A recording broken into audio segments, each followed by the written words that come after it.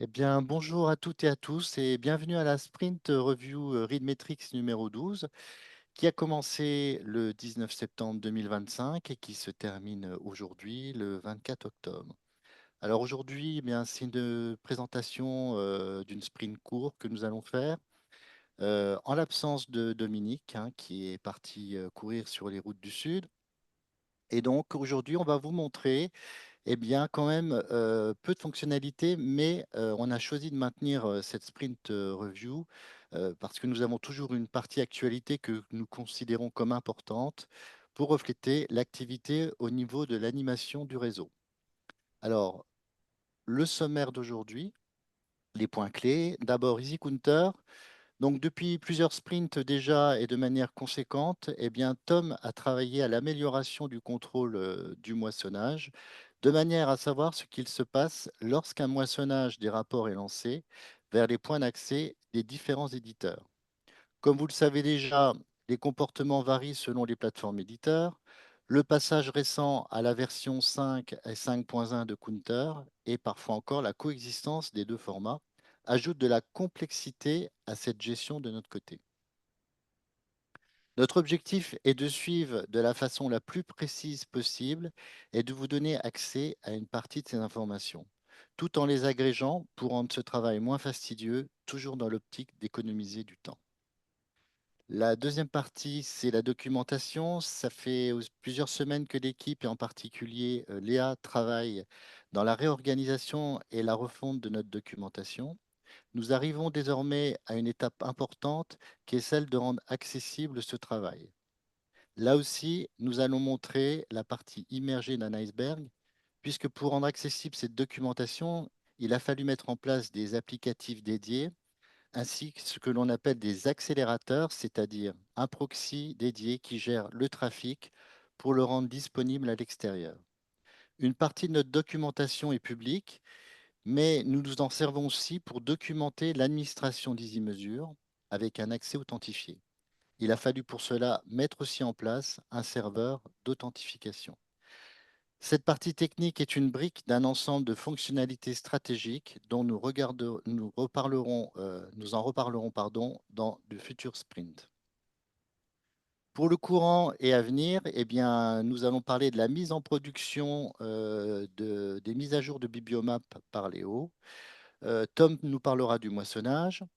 Et puis, Yannick parlera de la gestion avancée des rôles dans EasyMesure. De nombreuses avancées techniques sont encore en cours et seront exposées ultérieurement. C'est par exemple le cas pour Readmetrics en mode logiciel libre autonome qu'évoquera Thomas lorsqu'il racontera notre rencontre avec les collègues suisses. Et on va commencer par l'animation de communauté et je donne la parole à Léa. Merci Fred et bonjour à tous. Donc pour commencer, je vais vous donner des nouvelles du blog. Je vous rappelle que le blog vous permet d'accéder aux actualités, aux agendas des rendez-vous, aux tutoriels des modules de Readmetrics. Donc n'hésitez pas à aller le consulter. Vous avez le lien en haut de l'écran.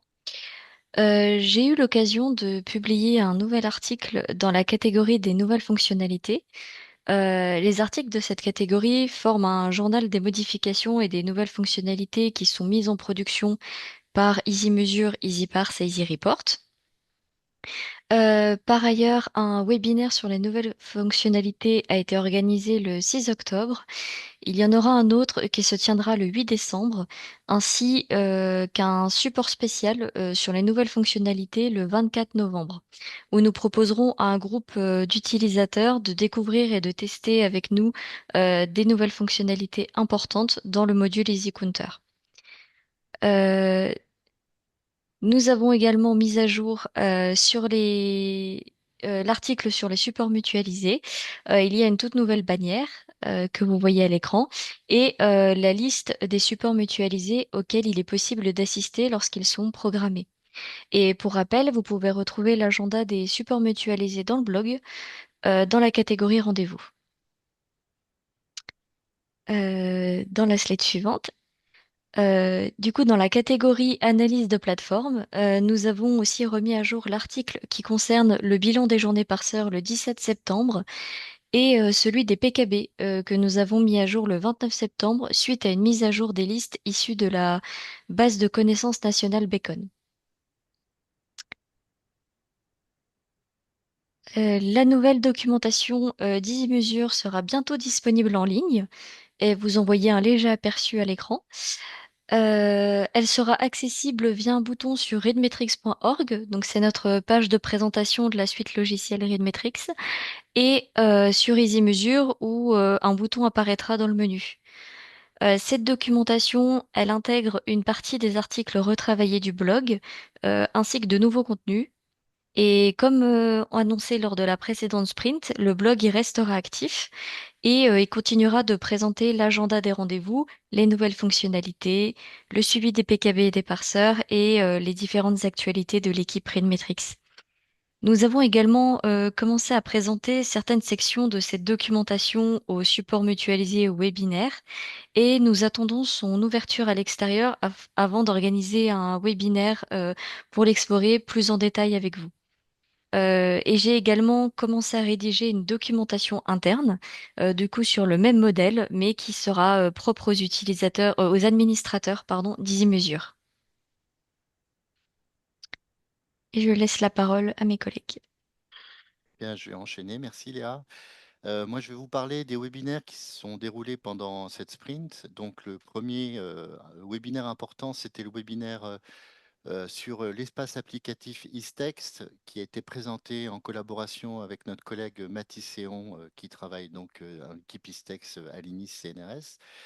Et donc, bien, vous étiez 65 participants le 29 septembre 2025 pour voir cette présentation de l'espace applicatif et puis aussi pour voir le tableau de bord qui est dédié, donc qui est personnalisé selon votre établissement avec votre identifiant ABS. Eh bien, vous pouvez voir maintenant dans ce tableau de bord générique les accès au PDF de consultation de votre établissement. Et puis, deux autres webinaires ont été présentés, deux autres webinaires Readmetrics. Léa en parlait tout à l'heure, les nouvelles fonctionnalités, c'était le 6 octobre. Et puis, donc, ça vous permet de découvrir justement dans ces articles de blog qui sont réalisés, qui sont écrits par Léa, d'avoir un aperçu rapide de ces nouvelles fonctionnalités ou des bugs que vous nous avez fait en retour suite à l'usage que vous pouvez faire de nos applicatifs. Eh bien, tout ça apparaît dans le blog et donc Léa vous les a présentés en détail. Et puis le deuxième webinaire concernait les nouveaux tableaux de bord qui sont compatibles Counter 5 et 5.1. Donc ce sont les quatre rapports maîtres Counter 5.1 qui ont été mis à jour et qui vous permettent maintenant de voir bien ces nouvelles données qui apparaissent depuis le début de l'année 2025. Voilà, donc ça c'était le 13 octobre. Et puis, on a eu aussi un support mutualisé assez spécial. C'était un retour d'expérience sur Easy Report en mode avancé. Cet été, certains collègues ont participé bien, à des tests sur ce mode super avancé qui est donc cet applicatif qui est réalisé par Tom. Et on remercie beaucoup Pauline de l'Université de Toulouse qui a présenté tous ces rapports, un cas d'usage pour la commune de Toulouse. C'était très très intéressant. Et puis on remercie aussi Rachid Alouat, qu'on connaît bien depuis le début d'EasyMesure, qui a aussi montré un petit peu le cas de l'Université de Lille. Donc tout ça a été présenté le 6 octobre et donc on les remercie chaleureusement. Et puis j'ai laissé la parole à Thomas qui va parler du Congrès Libère. Merci Frédéric. Oui, je vais être assez rapide parce qu'on aura l'occasion de vous en reparler de ce chantier-là. Donc, on a participé au Congrès Libère début juillet, congrès à l'occasion duquel on a pu, avec Dominique, présenter le service national Readmetrics, donc les différents modules de ce service. Euh, EasyMesure et EasyCounter en tête. Donc on a fait cette présentation euh, en mode euh, retour d'expérience, c'est-à-dire les 10 années qu'on vient de passer là à mettre en place et à faire tourner un service à caractère consortial autour des données d'usage pour la communauté ESR française. On est allé présenter cette expérience aux collègues internationaux et en particulier aux collègues suisses qui hébergeaient le congrès cette année, donc les collègues de Lausanne. Et leur intérêt assez marqué nous a conduit à retourner à Lausanne il y a quelques semaines pour présenter aux collègues plus spécifiquement de l'EPFL, donc l'école euh, Polytechnique fédérale de Lausanne et les collègues de l'Uni Genève, l'Université de Genève, ainsi que aux collègues d'un opérateur, le SLSP, qui est un opérateur technique en Suisse qui met en place du service logiciel pour les membres de son réseau. Et les membres de ce réseau, SLSP, c'est environ 500 bibliothèques sur tout le territoire suisse. Donc l'idée là qu'on a derrière la tête, c'est que Readmetrics étant un logiciel libre et gratuit, enfin un ensemble de logiciels, puisque vous vous rappelez que Readmetrics c'est la boîte dans laquelle on met EasyMeasure, EasyParse, EasyCounter, EasyReport, etc. Pourrait être déployé dans d'autres lieux que l'instance que vous connaissez, qui est l'instance nationale française. Donc on a pris attache avec les collègues suisses pour discuter de ce chantier. Pour l'instant, on est dans les discussions préparatoires et dans la faisabilité de ce projet, avec différents scénarios. Donc pareil, on vous en reparlera bientôt, je pense. Le gros morceau, en fait, l'endroit où il faut qu'on produise des choses qui n'existent pas encore dans le Readmetrics actuel, c'est le travail qui concerne l'authentification au sein des différents applicatifs. Parce que pour l'instant, on est branché sur la fédération d'identité de l'ESR français, la fédération Renater. Et on a un système que vous connaissez un peu par cœur à force d'y être, avec une double authentification avec Kibana. Donc il y a deux systèmes d'authentification parallèles dans EasyMeasure. L'idée là, si on arrive à faire installer une instance de Readmetrics ailleurs qu'en France, c'est qu'il faut qu'on puisse discuter avec des fédérations d'identité différentes. Et du coup, ça enclenche un chantier qui nous intéresse nous aussi de toute façon. Donc l'idée de disséminer Readmetrics à l'extérieur, c'est celle aussi de faire avancer des chantiers qu'on a en interne pour faire évoluer la suite logicielle dans un sens qui la rend toujours plus pratique à utiliser et toujours plus facile pour vous, en tant qu'établissement utilisateur, à mettre en place dans vos établissements. Donc le point où on en est là, c'est qu'on va concevoir une maquette qu'on réalise en collaboration assez étroite avec le service CISI de l'INIST. Et on va probablement faire une présentation spécifique de ce chantier dans les prochains temps, mais on vous tiendra au courant.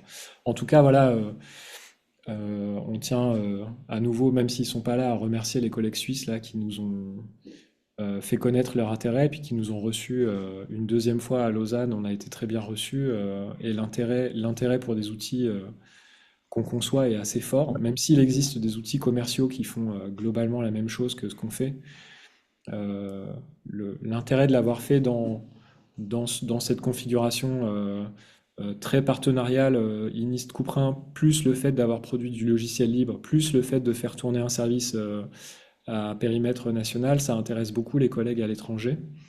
Et je pense que les Suisses, si ça fonctionne, seront les premiers d'une longue série de partenariats, au moins en Europe, entre l'outil Readmetrics et d'autres communautés qui pourraient en tirer parti. Voilà, je laisse les collègues vous présenter les nouvelles fonctionnalités de ce sprint à ma suite. À toi, Léo. Et justement, bah, ça va être mon tour. Donc bonjour à tous. Donc peut-être que certains l'ont remarqué, mais on a mis à jour l'interface de Bibliomap. Donc il s'agit du travail de notre stagiaire, donc Zach Pedretti, qui était avec nous du mois d'avril au mois de juillet, pendant lequel il a modernisé et actualisé Bibliomap selon les technologies qu'on utilise dans l'équipe et aussi selon la nouvelle charte graphique du CNRS. Donc c'est aussi une mise à jour architecturale importante puisque côté Inis, on a mis à jour la version de la machine et on a mis à jour aussi les méthodes de déploiement. Donc Zach avait présenté durant les dernières sprint reviews la fonctionnalité de Player. Donc c'est une fonctionnalité qui est en ligne. Donc la fonctionnalité de base, elle est opérationnelle, mais cependant, il faut quand même qu'on corrige quelques bugs. Donc dès qu'on aura corrigé tous ces bugs-là, on vous proposera des formations, des webinaires pour que vous puissiez tester l'outil et même pourquoi pas plus tard une documentation sur comment l'utiliser.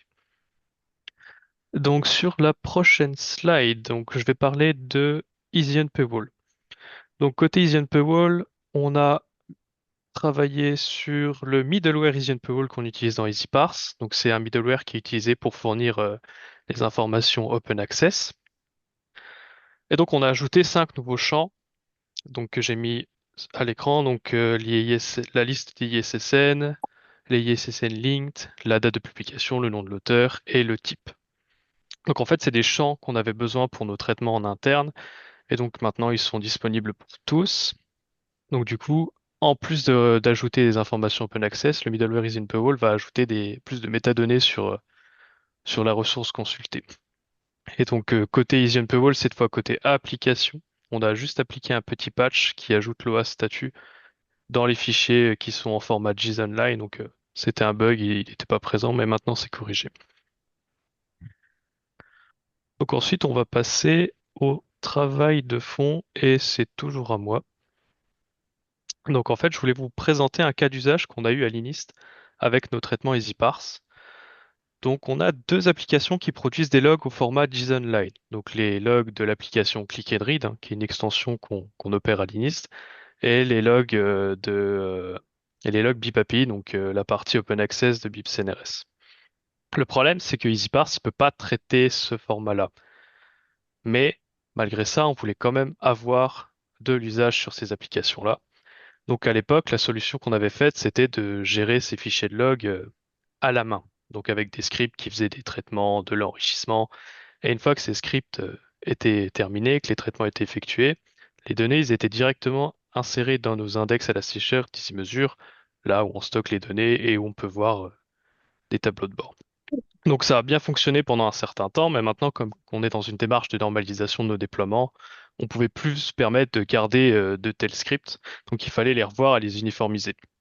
Donc l'un des objectifs qu'on s'était fixé, c'était d'essayer de faire passer ces fichiers de log dans EasyParse et EasyMeasure. Donc de faire ça, c'est qu'on pouvait bénéficier aussi de toutes les fonctionnalités offertes par EasyParse, donc avec tous les middleware qui est mis à disposition mais aussi avoir une meilleure cohérence sur les champs produits, puisque du coup, vu que les données proviennent d'EasyParse, eh ben c'est des données qui sont similaires à ceux qu'on a l'habitude de déjà d'utiliser. Et donc côté EasyMeasure aussi, ça nous permet d'avoir un meilleur suivi au niveau du versement des données.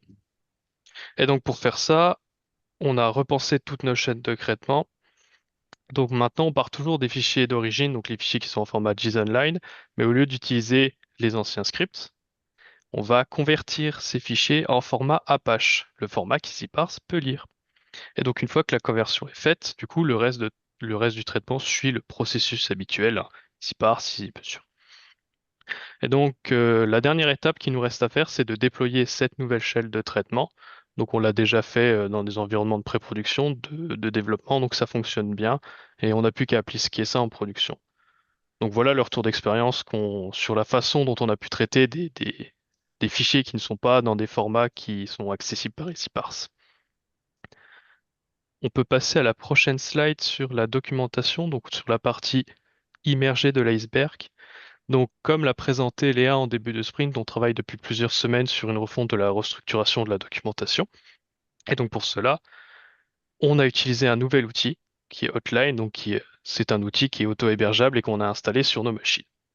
Donc pour déployer la documentation, nos collègues ASR, ils ont mis en place 3 environnements, donc 3 machines qui correspondent aux environnements qu'on utilise d'habitude, développement, intégration, production. Et donc sur tous ces environnements-là, on a déployé l'outil Hotline, donc qui est la plateforme qui met en forme la documentation, ainsi qu'un outil d'authentification qui nous permet de gérer les droits d'accès et qui nous permet aussi de pouvoir éditer de la documentation. Donc pour les environnements d'intégration et de production, on a des accélérateurs, c'est ce qui permet de rendre accessible en ligne sur Internet la documentation. Et on a d'abord réalisé nos tests sur l'environnement d'intégration. L'idée, c'était de valider le déploiement des outils, le contenu et la forme. Et donc, on est très satisfait du résultat. Donc, vous avez pu voir un exemple en début de sprint présenté par Léa. Mais il nous reste quand même quelques étapes avant de publier définitivement la documentation. Il faut encore qu'on regarde les histoires de liens dans la documentation. Quand on fait de la bascule entre différents environnements, ça casse. Donc, c'est un petit détail qu'il faut qu'on regarde encore. Et il faut aussi qu'on regarde pour les histoires de backup et de sauvegarde pour sauvegarder tout le texte qui a été écrit. Donc un grand merci à Sébastien et Florence pour la livraison des machines, qui sont nos collègues ASR. Merci à Victor pour la livraison des accélérateurs et puis merci à Léa pour l'écriture de la documentation. Donc maintenant, le prochain point, c'est au niveau de comment va être structurée la documentation. Donc on a choisi cette nomenclature. Donc le nom de domaine, ça va être le même pour la doc. Donc tout va être sur docsreadmetrics.org. Et ensuite, par contre, on a décomposé en 3 catégories. Donc, premièrement, dans l'URL, on va avoir la langue. Donc, pour l'instant, on n'a que le français, mais c'est pas exclu que plus tard, il y a de la documentation anglaise qui soit écrite, et même peut-être dans d'autres langues, qui sais-je. Ensuite, on a l'outil. Donc, dans le premier cas, on a EasyMeasure, mais on pourra avoir Bibliomap, EasyParse ou d'autres. Et enfin, après, on a le public visé. Donc, user, donc ça, c'est ce qui est déjà écrit par Léa. Admin, c'est aussi celle qui est en cours d'exécution, mais on pourra avoir d'autres trucs peut-être plus tard. Et donc, je laisse la parole à Tom pour nous parler d'un autre sujet, qui est le moissonnage. Effectivement, alors déjà, je tiens à m'excuser pour ma voix, j'ai eu une petite extinction de voix, mais je vais faire de mon mieux.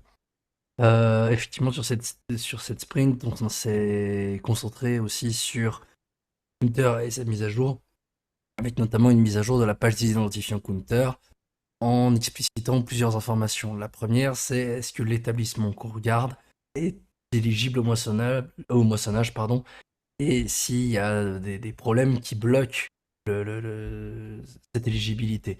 Typiquement, on peut voir dans la première capture que la saisie n'est pas terminée et que certains identifiants n'ont pas été testés ou sont invalides, donc l'établissement n'est pas moissonnable. On a aussi mis à jour le nombre d'identifiants invalides et non testés pour afficher le nombre d'identifiants actifs. On peut voir toujours dans la capture du haut qu'il y a 2 identifiants invalides, mais il y en a un seul qui est considéré comme actif. Donc c'est celui-là qui va bloquer le moissonnage.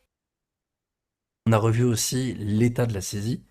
Donc maintenant, ce n'est plus un petit bouton reprendre ma saisie ou valider mes identifiants, c'est un bloc plus complet avec plus de texte qui indique clairement si on est en cours de saisie ou si on a terminé notre saisie. Et quand on va modifier un identifiant, quand on va en créer un, quand on va en supprimer un, etc., on va avoir une petite pop-up qui va nous demander de reprendre la saisie avant d'y toucher, puisque la saisie est ultra importante. Enfin, la date de saisie est ultra importante quand on va vouloir récupérer les établissements moissonnables, et donc votre établissement. Toujours dans EasyCounter, on a aussi travaillé sur un peu plus de contrôle du moissonnage. Donc on a bossé sur l'état global de moissonnage dans EasyMeasure.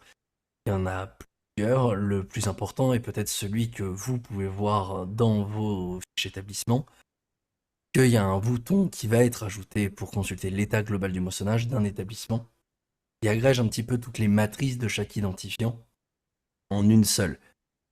C'est une vue donc globale, agrégée, qui manque un petit peu de détails, mais ça permet de rapidement savoir qu'est-ce qui a marché, qu'est-ce qui n'a pas marché, quelles sont les données disponibles directement dans l'interface d'EasyMeasure. Et on a quelques détails de savoir pourquoi ça n'a pas marché, pas autant de détails que si on allait voir dans la matrice d'un identifiant. L'administration, on a un dérivé de cette fonctionnalité qui nous permet de voir cet état global, slide suivante, pour un point d'accès, comme on a à gauche, où on va pouvoir voir quels rapports sont bien téléchargés et quels rapports ne sont pas bien téléchargés. On peut voir là, c'est Clarivate. On a des problèmes pour récupérer l'IR, le TRB1, etc. Ça permet de le voir tout de suite et beaucoup plus simplement. On peut voir aussi pour quels établissements ça marche et pour quels établissements ça ne marche pas. Et donc ça peut nous donner des pistes de réflexion pour essayer de comprendre ce qui ne va pas. toujours sur Clarivate, on peut voir que pour l'école polytechnique, on n'arrive pas à récupérer de DR, alors que pour d'autres, comme l'université des Dartois, ça marche très bien. Ça peut nous donner une première piste pour regarder pourquoi on a ce problème-là. On a aussi une matrice pour l'ensemble des établissements. Pareil, histoire que nous, on puisse voir où on en est sur le moissonnage, quelle période a été moissonnée, quels établissements n'ont pas été moissonnés depuis un moment, etc., etc. On a aussi une matrice que j'ai pas montrée, qui est celle pour la session de moissonnage, qui nous permet juste d'avoir un meilleur suivi lorsqu'on moissonne en direct. Et on a aussi une matrice pour l'ensemble des points d'accès, pour identifier plus rapidement encore les rapports qui sont pas supportés et les problèmes qu'on peut avoir sur différents rapports. On a une dernière nouvelle fonctionnalité côté EasyCounter qui est les identifiants similaires. C'est-à-dire que pour éviter la création d'identifiants counter en doublon, on va avoir un message qui va apparaître lorsque des identifiants similaires existent déjà. Là, on a essayé de créer des identifiants pour ACS avec le même package et on a une pop-up qui nous bloque un petit peu en nous expliquant pourquoi et qu'est-ce qu'on doit faire. Cette fenêtre, on peut faire deux choses, soit mettre à jour les identifiants qui ont été trouvés directement et donc éviter les doublons, ou continuer à créer de nouveaux identifiants qui peut être un cas d'usage. On a déjà eu des cas où une plateforme pour un même package demandait plusieurs identifiants histoire de tout couvrir. Cette fonctionnalité, elle est là pour surtout éviter les doublons d'identifiants. Qui, quand on va moissonner, va éviter les doublons dans les moissons de rapport. Et quand on va regarder dans les tableaux de bord, va pas faire des doublons et donc une plateforme qui par exemple va avoir 3 fois les consultations qu'elle aurait dû avoir d'habitude. Donc côté EasyCounter, on a fait le tour des nouvelles fonctionnalités, donc je vais passer la main à Yannick qui va nous parler des nouvelles fonctionnalités dans EasyMesure. Alors, du côté d'UsiMesure, alors c'est encore un travail en cours cette fois-ci. Donc, on a entamé une refonte de notre système de rôle. Alors, il faut savoir que jusqu'à récemment, c'est-à-dire même encore aujourd'hui, EasyMesure inclut deux rôles qu'on utilise pour identifier les contacts techniques et documentaires. Alors, on a ajouté récemment un rôle invité pour identifier les membres d'un établissement qui viennent de l'extérieur de l'établissement. Or, cette liste, elle est fixe, ce qui pose enfin, ça posait pas de problème jusqu'à aujourd'hui, mais il se trouve que nos cas d'usage, ils commencent à se diversifier. Typiquement, avec l'arrivée de l'espace partagé ThèsFR, on aurait bien besoin d'un rôle de contact ThèsFR. On a aussi maintenant EasyCounter qui s'est développé. Alors, parfois, on a des établissements où c'est pas le contact documentaire ou technique qui s'occupe de remplir, enfin de s'occuper de la partie counter.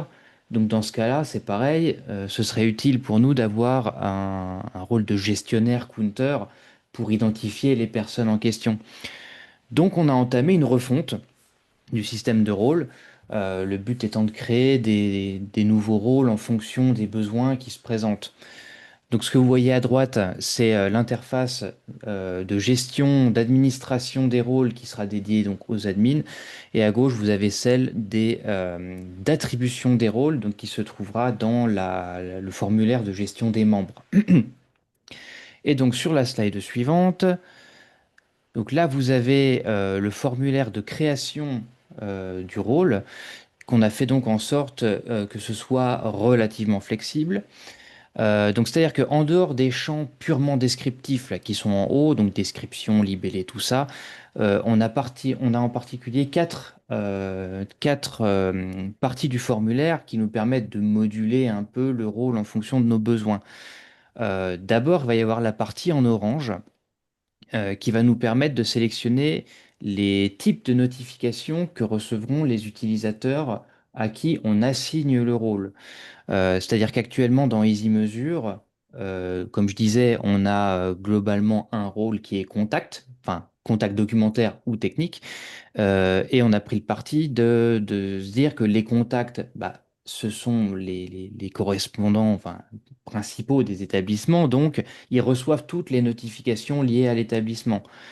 Or, par exemple, si vous gérez uniquement les identifiants counter et que votre rôle se limite à ça, Bah, vous avez potentiellement besoin de savoir quand il y a des moissonnages qui sont faits, mais pas forcément quand une nouvelle personne s'inscrit dans EasyMesure et qu'il faut l'ajouter à l'établissement, par exemple.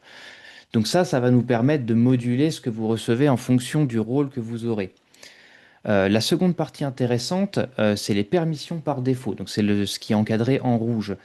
Donc à cet endroit-là, on va pouvoir définir une liste de permissions pré-paramétrées qui seront attribuées à l'utilisateur lorsqu'on lui assigne le rôle. Typiquement, bah, si on reprend l'exemple d'un gestionnaire counter, bah, il y a fort à parier qu'une personne qui a ce rôle-là ait besoin d'avoir des droits en écriture sur Easy Counter pour aller ajouter des points d'accès counter, mais par contre qu'elle n'aura pas forcément besoin de droits en écriture sur les entrepôts ou sur les espaces. À ce moment-là, peut-être juste des droits en lecture.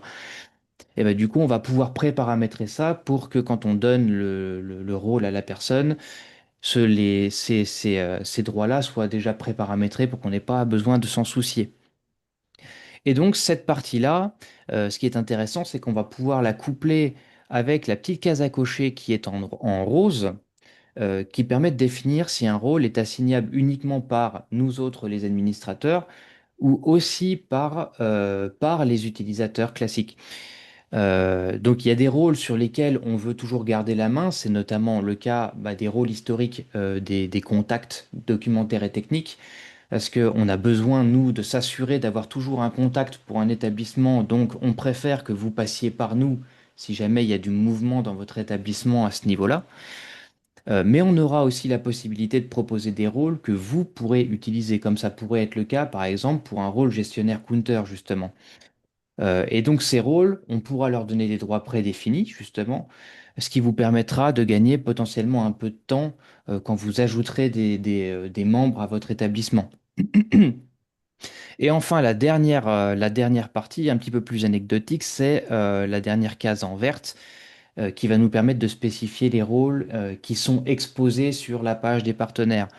C'est typiquement le cas actuellement des contacts techniques et documentaires. Donc quand vous êtes contact, vous apparaissez automatiquement dans la page des partenaires pour la case de votre établissement. Donc potentiellement, on peut imaginer de futurs rôles qui pourraient avoir, pour lesquels ça pourrait être pertinent d'afficher les utilisateurs en question dans la page des partenaires. Donc voilà, c'est un travail qui est encore en cours, donc ça peut encore bouger un peu, hein, mais ça devrait répondre, on pense, à la plupart des cas d'usage qui devraient arriver prochainement. Et normalement, voilà qui conclut. Je vais repasser la main à Fred. Merci Yannick, c'était une belle présentation. Eh bien oui, on arrive à la fin de la sprint review et je vais vous annoncer les prochains rendez-vous. Donc la prochaine sprint review, la dernière de l'année, juste avant Noël, aura lieu le lundi 15 décembre 2025 de 11 heures à midi. Vous pouvez revoir l'intégralité des sprints présentés qui sont enregistrés, comme celle d'aujourd'hui d'ailleurs. Donc on a indiqué que c'était un replay. Vous pouvez les retrouver dans la page agenda des sprint review. Vous cliquez simplement sur le lien replay et vous pouvez revoir la sprint review. Donc celle d'aujourd'hui apparaîtra bien en début de semaine prochaine. Et puis, les prochains supports mutualisés, donc pour le mois de novembre, il y a pas mal de supports que nous avons mis en place, Léa et moi, jusqu'au mois de janvier. Eh bien, en novembre, vous avez des rendez-vous, donc le 3, le 7 novembre, le 21 novembre et aussi en particulier le 21 novembre. Léa en a parlé en début de sprint, c'est le support mutualisé session spéciale, nouvelle fonctionnalité d'Easy Counter où on va vous proposer à un groupe de 20 utilisateurs maximum, hein, on ne pourra pas prendre plus de 20 personnes, de découvrir et de tester avec EasyTeam les nouvelles fonctionnalités importantes, en particulier ce qu'a montré Tom par rapport au formulaire EasyCounter et aux établissements qui sont moissonnables ou non moissonnables. Et puis le prochain webinaire, eh bien, Léa aussi en a parlé au début de la sprint, c'est le 8 décembre et ça concerne eh bien, justement les nouvelles fonctionnalités qu'elle détaillera avec vous plus en détail lors de ce webinaire. Et on arrive à la fin de la présentation.